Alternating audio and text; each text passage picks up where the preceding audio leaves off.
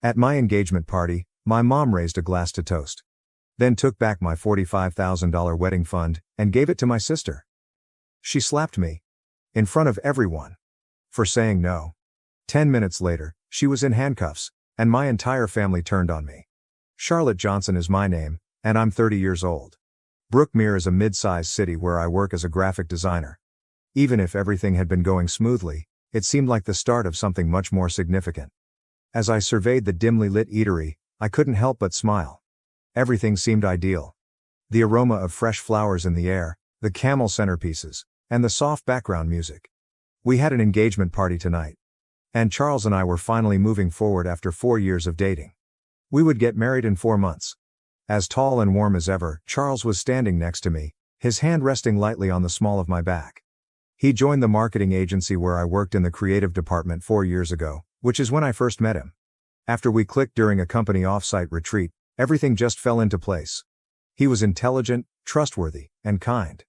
We had established a life based on mutual respect, trust, and objectives. Tonight, we celebrated our engagement with our closest friends and family. As I looked across the room, I saw a lot of people I knew grinning back at me. Charles' parents, old college pals, co-workers, and even some cousins I hadn't seen in a long time. Naturally, my own family was present, or the majority of them were. At a table close to the front were my parents, Owen Johnson and Erica Johnson. Their smiles appeared forced and rigid. Chloe, my younger sister, was also present, idly browsing through her phone as if she had been forced to come. Given her history, this is most likely her third phone this year. We were never particularly close, and the gap just widened over time. I ignored the uncomfortable tension, though. We weren't talking about previous family dynamics tonight, it was about commitment, love, and the next phase of life. Or so I believed. Erica got up and used a spoon to gently tap her wine glass. Conversation ceased as everyone's attention was drawn to her as the sound reverberated throughout the room. With a smile that stopped short of her eyes, she asked, "Can I have everyone's attention, please?" First, I want to say congratulations to my beautiful daughter Charlotte and her wonderful fiancé Charles. I hope your marriage is full of love, joy, and happiness. There was a round of raised glasses and courteous applause. I grinned and thanked Charles for squeezing my hand beneath the table. However, my mother's voice became abruptly colder and more purposeful when she spoke again. She remarked, "I also have an important announcement to make," as she put down her drink.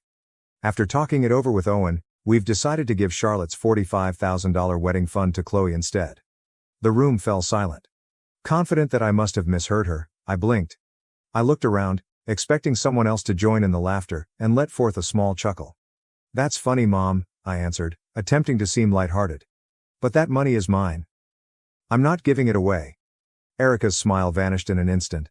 Lips pushed into a narrow line, her face hardened. "This isn't a joke, Charlotte," she snapped. "Your sister is getting married a few months after you, and she needs the money more than you do." My face felt a flood of heat.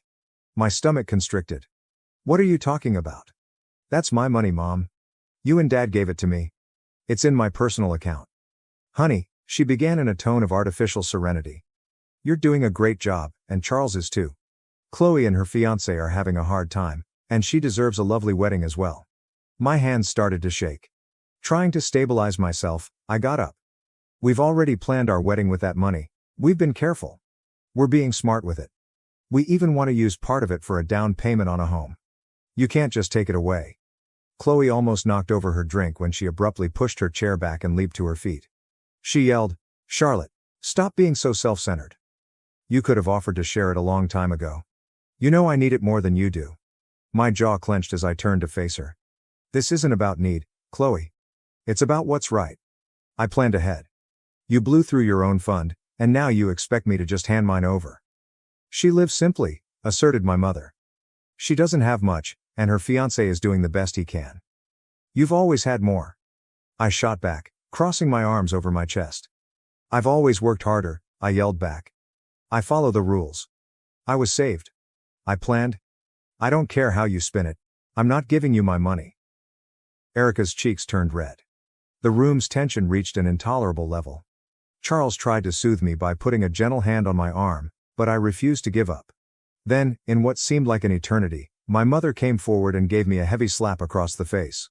Like a whip crack, the sound reverberated throughout the eatery. I jerked my head sideways. My eyes instantly swelled and my cheek ached, not only from the pain but also from the shock. There was utter silence in the room. Nobody made a move. Chloe appeared astounded as well. Slowly, I turned back to face my mom. I spoke in a steady, low voice. "You don't get to hit me just because I said no." Someone at one of the surrounding tables took a sharp gasp. Then I heard it. A server at the bar talking softly into a phone. "Yes, hello. I need to report an assault. It happened just now at Alden's Bistro." After a few minutes, sirens could be heard coming toward the eatery. The guests were silent, with several of them glancing at me and others looking at their plates clumsily, not knowing how to respond. I remained mute as I took in the shock of what had just transpired. Even though my cheek hurt, the emotional sting was more intense. While my father quietly drew Erica away in an attempt to soothe her, Charles stood next to me, his jaw clenched. Two officers in uniform came inside the restaurant a little while later. One of them came over to our table and inquired as to if I had been attacked. I confirmed what had transpired with a low nod. A server who was close by came forward to describe the slap, describing how Erica had hit me in front of the diners. Erica attempted to justify herself by claiming that it was only a family issue, but the officer patiently explained that public violence is illegal regardless of a person's relationship. I was asked if I wanted to file charges by the officers. Despite my heart thumping in my chest, I spoke steadily. "Yes, I do." Right there in the restaurant, they arrested Erica. I saw Chloe looking at me in shock as the officers brought her out in handcuffs, as if I were the bad guy for just defending myself. My dad silently followed them out. The visitors were uncertain whether to applaud, weep, or depart, and the room remained motionless. Charles never once released my hand during the entire event. After consulting with my attorney, I formally filed a report and sought criminal charges later that evening. The following day, Erica was freed on bail, but the legal proceedings had already started. We went back to court a few weeks later, but this time it was for the smack rather than the money. Erica stepped before the court, who went over the restaurant's security footage and witness accounts. There was no denying the evidence. She was given a $2,000 fine, 6 months of probation, and required anger management training after being found guilty of misdemeanor assault. Fortunately, the judge offered her a 30-day suspended jail term rather than actual jail time. She avoided making eye contact with me while I sat in the courtroom. And I got up, looked directly into my mother's eyes, and responded unequivocally when the judge asked if I had anything to say. I didn't expect this from my mother, but no one is above the law. I was mistaken to believe that things would settle down once the trial drama subsided. Our family's division was only widened by the slap and the arrest. Erica didn't make contact. I was blocked on everything by Chloe. What about my dad? Well, he decided to keep quiet. However, the true storm was yet to come. When I returned home 3 weeks after the engagement party, I saw a hefty envelope in my mailbox. It was the kind of envelope that makes your stomach turn. It came from Hall & Sutter Associates, a law company. There was an official notice inside. My parents were suing me for the $45,000 fund, saying I had misappropriated it and it was only intended for tuition costs. I initially chuckled incredulously. When I was 17, I put the money aside in a custodial account, so it was legally mine. I was given complete control when I was 19. Chloe and I were informed by our parents that we may spend our money whatever we pleased after we reached adulthood. That I had been cautious, realistic, and goal-oriented was the only difference. I utilized some of it to pay for my education at a public university, used a scholarship to cover the remaining amount, and let the account grow. I was continually making plans for the future. In contrast, Chloe attended an expensive private school, left after 2.5 years, and used the remaining funds to start a boutique that collapsed after 7 months. She squandered her cash on a launch party with hired influencers, an expensive picture shoot, and branding. When all fell apart, all she had left was a fancy car that she had bought on a whim because she thought she would succeed. She and my parents wanted my money now that she had lost it. I engaged Brianna Lane, a shrewd, composed, and self-assured lawyer. She examined my papers, then turned to face me and said, "They don't have a case. The account was gifted to you. There are no restrictions on how you use it. Any mention of a verbal agreement won't hold up in court." I nodded, both relieved and irritated. I questioned, "Then why go through all this?" Brianna gave a shrug. "Because some people would rather drag you down than admit they made mistakes, especially when they're protecting someone else." Suddenly, I saw that I was facing not just a court battle but a lifetime of imbalance, denial, and partiality. My mom wasn't merely attempting to embezzle my money. She was making me pay for Chloe's failure in an attempt to make up for it. The ensuing months were among the most taxing of my life. Everything I had, including time, energy, and even concentration at work, was devoured by the legal matter. There were several preliminary hearings, emails, papers, and demands for discovery. I was constantly reminded that this was more than just a lawsuit when I walked into the courtroom and saw my parents seated next to Chloe, all of them averting their eyes from me. It was treachery. At the hearings, Chloe displayed smug looks, obviously sure that she would somehow take the money that I had been safeguarding for years. She spoke before the court during one especially heated session, stating that the fund had always been intended only for college. "Did you use all of your funds strictly for college expenses?" my lawyer asked her bluntly as he stood up. Chloe paused. A mumbled, "Well, not all of it," she said. Brianna gave a nod. "In fact, you dropped out of college and used the remaining amount for your own business venture and a luxury car, didn't you?" Chloe's expression tensed. "That's not relevant. However, it was highly pertinent." Brianna went on. "So if there were supposedly strict conditions on this money, why were you allowed to use it for non-educational purposes without objection?" Chloe was unable to respond. As the courtroom listened, I sat silently, my heart racing yet steady. My parents' partiality, Chloe's carelessness, and their attempt to hide her shortcomings by punishing me were all suddenly coming to light. Charles continued to be my anchor outside the courtroom. He attended every hearing, supported me during every obstacle, and never stopped reminding me that it was important to stand my ground. However, it wasn't simple. It seemed like everything I had planned for my wedding was being taken away from me because of the legal bills and emotional exhaustion. A portion of our planning had to be postponed. I didn't get any sleep. Sometimes I cried in the middle of the night, and other times I cried in between work meetings. However, I never gave up. I realized that money wasn't the only factor in this fight. For once, it was about holding my family accountable, about being seen, and about being valued. Things got worse just when I believed they couldn't get much worse. My cousin Melissa called me when I was at home going over a list of wedding vendors. She said empathetically, "Charlotte, I just wanted to say I'm sorry about the wedding being canceled."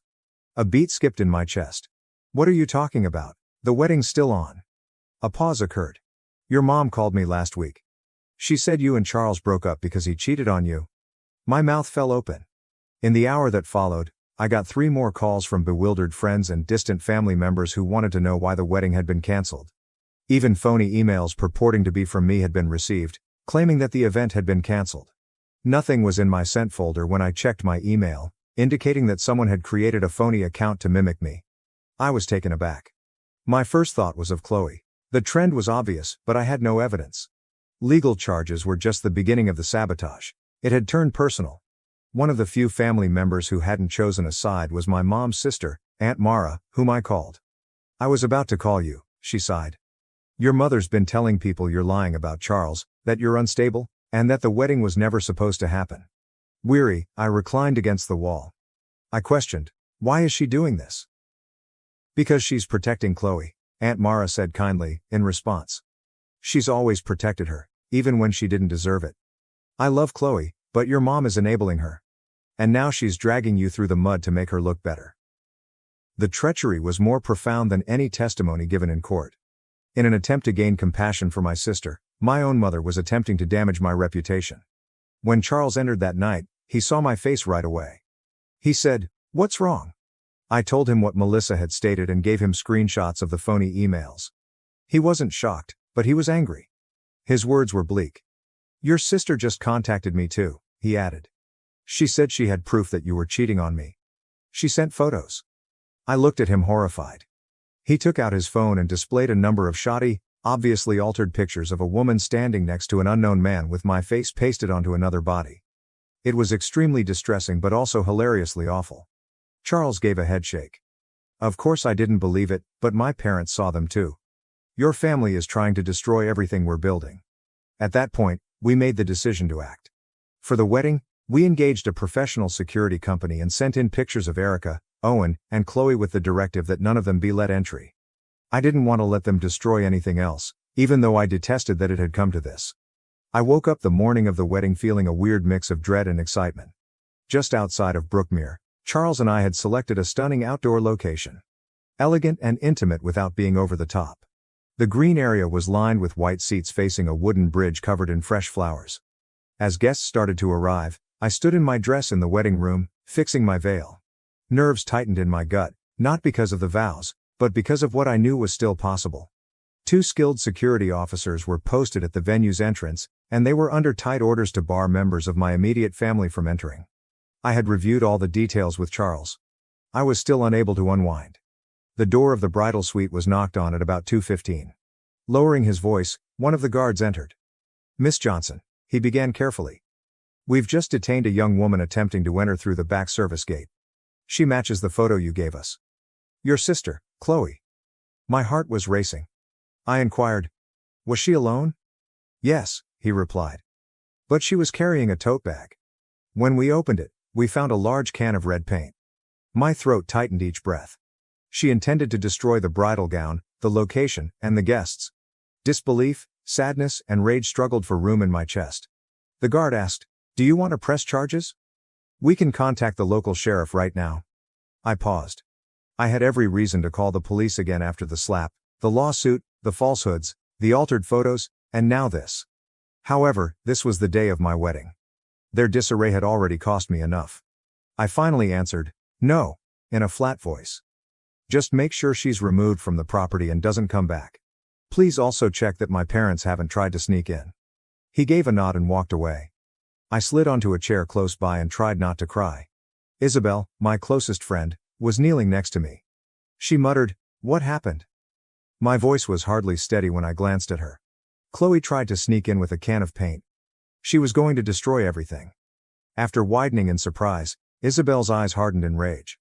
With firmness she stated, "You know what? That means you win. They couldn't stop your happiness, so they tried to ruin it. But you stopped them. You stood your ground. Now go marry the man who stood by you through all of this. You deserve every bit of this day."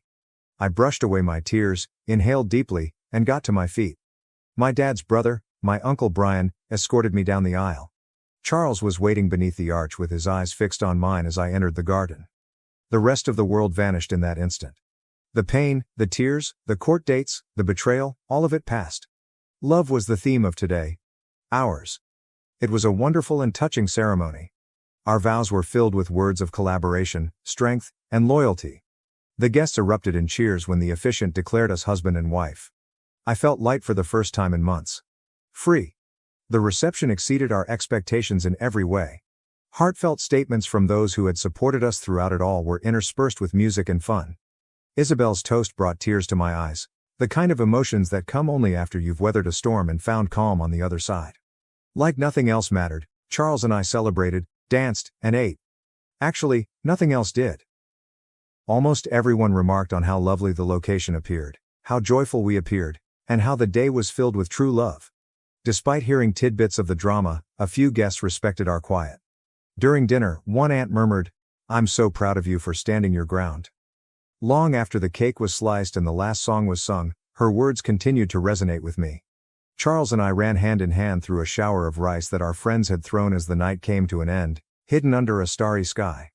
We both smiled like children as we got into the car that was waiting at the curb and drove away. I took a moment to spin around and gaze at the venue's distant brightness. My sister had attempted, but failed, to destroy that moment. All of them had. We had the most amazing honeymoon. A tranquil seaside town far from Brookmere for 3 weeks. No courts, avoid conflicts, only the man I loved, the sun, and the waves. I took a deep breath. Take a deep breath. For the first time in a long, long time. I felt prepared to proceed once we got home. We concentrated on moving into our apartment, making plans for the future, and moving on from the past. I saw my cousin Rachel at the grocery store a few weeks later. "Did you hear about Chloe's wedding?" she inquired after giving him a quick embrace. I arched an eyebrow. My response was, "We're not exactly talking." "Your parents took out a loan to pay for everything," she stated. "It's going to be at the Grand Garden Hotel downtown, super lavish. They're flying in a chef from out of state. It's a whole production." I couldn't resist chuckling quietly. They were obviously going above and beyond for Chloe, even if it meant incurring debt. Rachel gently questioned, "Are you going if she invites you?" "She tried to ruin my wedding with a can of paint," I angrily remarked. "So no, I won't be attending." Oddly enough, no invitation was ever sent. Later, I learned via family rumors that a number of relatives turned down invites to Chloe's wedding because they were uncomfortable with the way I had been handled. Some people were courteous about it. Others spoke up. In any case, the gleam had begun to fade, both for Chloe and for my parents. The $45,000 had been used just as Charles and I had intended. Modest, purposeful, and full of loved ones, our wedding was everything we could have imagined. We also put the remaining funds toward a down payment on a beautiful apartment outside of the city.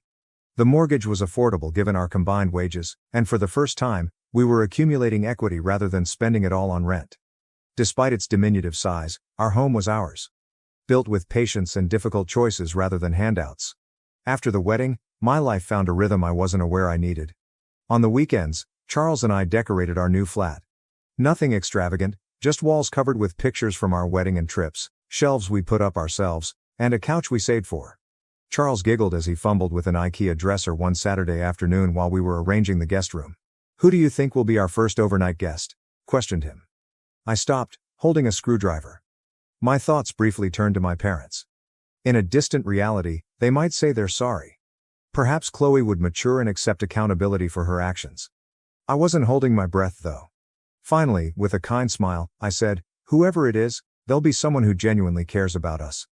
Holidays passed without any texts, calls, or invitations. Their absence was painful at first. That year, my birthday went by in silence, and I never heard my mother's voice wishing me a happy birthday for the first time. But then I thought of the slap, the lawsuit, the falsehoods, the paint, the phony pictures, and the attempt, motivated by jealousy, to ruin something innocent. And the agony gave way to understanding. Every now and then, Charles would ask me if I believed that my family and I would ever be at peace. Sincerely, I said, maybe one day.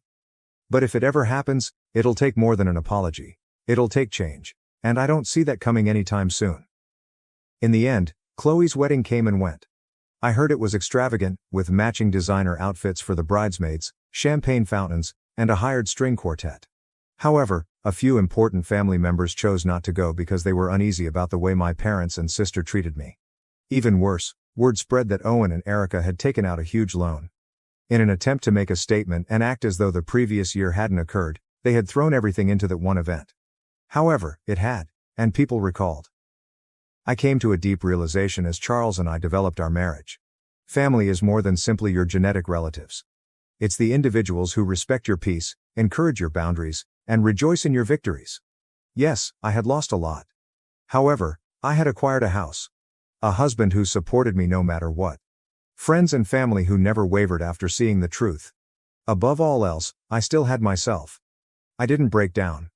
I refused to give in. I defended what I had created out of honor, not greed. We were able to purchase stability, a home, and a future thanks to the $45,000 investment. In reality, though, it granted us freedom. Freedom from coercion. Liberty from culpability. Freedom from a family that thought obedience was a prerequisite for love. I defended myself. And I prevailed. Not only in court, however, in life. We appreciate you viewing this moving tale. Please remember to like the video to express your support if you found it to be touching or relatable. We would love to hear your opinions, so please leave a comment below. Make sure to subscribe to the channel so you don't miss any new uploads if you like stories with strong emotions and satisfying endings that are inspired by real life. Thanks for watching and diving into this wild family drama with me. If you love Reddit family drama, don't forget to subscribe and turn on notifications so you never miss the next one.